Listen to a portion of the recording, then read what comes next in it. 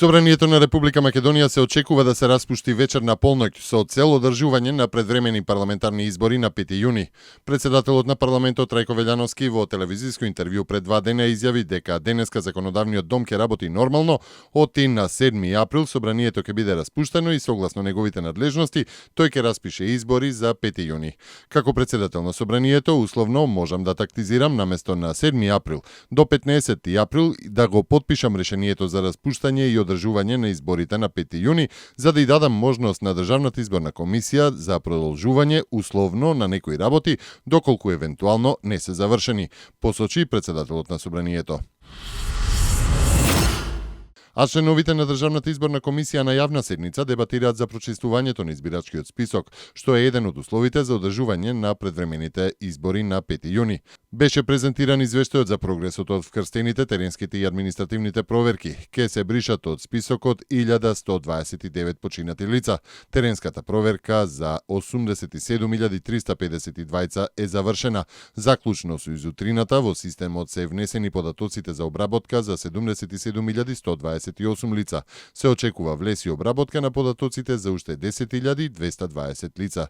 Според Силвана Бонева, член на комисијата, за неколку дена избирачкиот список би можел да биде чист и предложи да му се остави рок од 3 дена на МВР да заврши проверка на 107.453 лица за кои постои сомнеж дека се иселени. Со тоа според неа ќе биде завршена проверката на 328.452 записи по сите основи.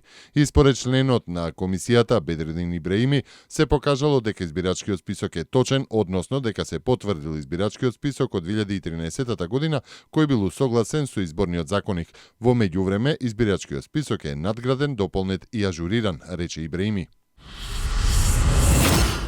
Остануваат доста обврски работа да се завршат за престојните избори, а има уште 60 дена, но јас сум уверен дека доколку сите лица и институции ја вршат својата работа, можно е да има веродостојни избори кои ќе се одржат на 5 јуни, истакна британскиот амбасадор во Македонија Чарлс Гарет.